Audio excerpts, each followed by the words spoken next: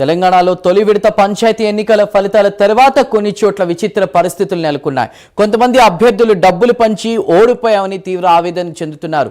ఇక మరికొన్ని చోట్ల తాము పంచిన డబ్బులను తిరిగి ఇచ్చేయాలంటూ అభ్యర్థులు డిమాండ్ చేస్తున్నారు. తాజాగా ఇటువంటి ఘటనే భద్రాచలంలో చోటు చేసుకుంది. భద్రాచలం పట్టణంలో స్వతంత్ర అభ్యర్థి అయిన బండారి నాగేశ్వరరావు ఓడిపోయారు. దీంతో ఎన్నికల ముందు పంచిన డబ్బులను తిరిగి ఇచ్చేయాలని డిమాండ్ చేస్తున్నారు. దీంతో అభ్యర్థిపై చర్యలు తీసుకోవాలని స్థానికులు కోరుతున్నారు.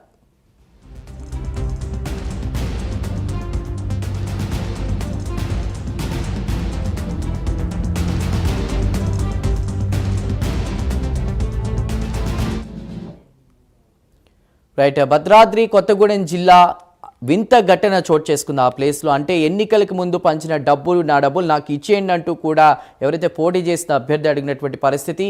వివరాలు అందించడానికి మా ప్రతినిధి రజనీకాంత్ సిద్ధంగా ఉన్నారు. రజనీకాంత్, చందు, భద్రాచలం మేజర్ పంచాయతీకి ఈ నెల 11వ తేదీన జరిగిన ఎన్నికల్లో కాంగ్రెస్ పార్టీ అభ్యర్థి సర్పంచ్ అభ్యర్థి గెలవగా దాదాపు భద్రాచలం పట్టణంలో దాదాపు 40,000 ఓట్లు ఉండగా 19,000 ఓట్లు మాత్రం పోలేని. దీంట్లో ఒక విచిత్రమైన ఘటన చోటు చేసుకుంది. 14వ వార్డుకు సంబంధించి నలుగురు వార్డు సభ్యులు, అంటే స్వతంత్ర అభ్యర్థులు పోటీ చేసినప్పటికీ వాళ్ళ ఒక్కళ్ళు అశోక్ అనే స్వతంత్ర అభ్యర్థి గెలుపొందడం, ఆ తర్వాత బండారు నాగేశ్వరరావు అనే మరో స్వతంత్ర అభ్యర్థి ఓటమి చెందడంతో మరుసటి రోజు అంటే 12వ తేదీ నుంచి కూడా అతను ఉదయం 11వ తేదీ నైట్ తెల్లవారుజామున కల్లా కౌంటింగ్ జరగగా కౌంటింగ్ లో అతను ఓడిపోవడం చేయడంతో ఆ రాత్రి నుంచే అర్ధరాత్రి నుంచి అతను ఓటర్లందరికీ నేను తాను డబ్బులు ఇచ్చాను, మీరు ఇచ్చిన డబ్బులు నాకు ఇచ్చేయాలంటూ మాత్రం వాళ్ళందరికీ ఫోన్లు చేయడం, కొంతమందిని నేరుగా కలిసి నా డబ్బులు నాకు ఇవ్వాలంటే నన్ను ఓటమి పాలయ్యేటట్టు మీరు చేశారు, నాకు ఓటు వేయలేదు కనుక నేను ఓడిపోయానంటూ మాత్రానికి విచిత్ర వాదనకు దిగి ఆయన స్వతంత్ర అభ్యర్థి బండారు నాగేశ్వరరావు మాత్రానికి ఆ 14వ వార్డులో సభ్యులు చాలా వరకు ఆయన ఎక్కడెక్కడైతే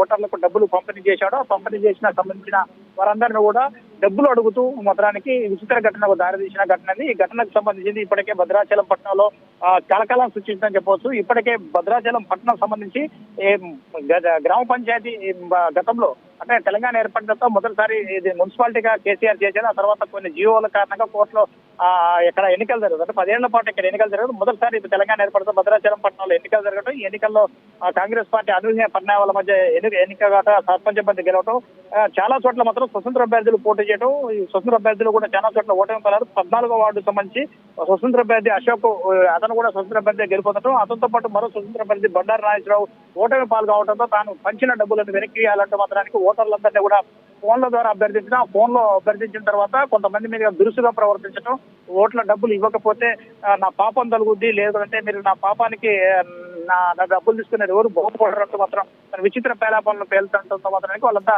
ఆశ్చర్యం వ్యక్తం చేయాలి. కాబట్టి కొంతమంది స్థానికులు, గ్రామస్తులు, దాంతో పాటుగా వాళ్ళంతా వార్డులో ఉన్న ప్రజలంతా కూడా రివర్స్ అయ్యి అతనికి సమాధానం చెప్పే ప్రయత్నం చేసినప్పుడు మాత్రం ఆయన వినకోకుండా మాత్రానికి వాళ్ళపై దూషణల పర్వం కూడా దిగిన పరిస్థితి పడుతుంది. దీనిపై తీవ్ర ఆవేదన వ్యక్తం చేస్తున్నారు ఆ గ్రామ ప్రజలు మాత్రానికి. అప్పటితో ఆకుండా ఇంటింటికి వెళ్ళి డబ్బులు ఇవ్వాలి, ఇచ్చిన డబ్బులు ఇవ్వాలంటే మాత్రం ఆయన అడగటం కూడా ఒక ఇంత ఆశ్చర్యానికి గురి చేసిందని చెప్పవచ్చు. చందు, అంటే ఎన్నికల్లో డబ్బులు పంచడమే తప్పు, ఇప్పుడు నేను డబ్బులు ఇచ్చాను నాకు ఇచ్చేయండి అని స్థానికులు కూడా ప్రస్తుతం దీని మీద కంప్లైంట్ చేయడం, ఇదంతా కూడా ఎలా చూడాలి?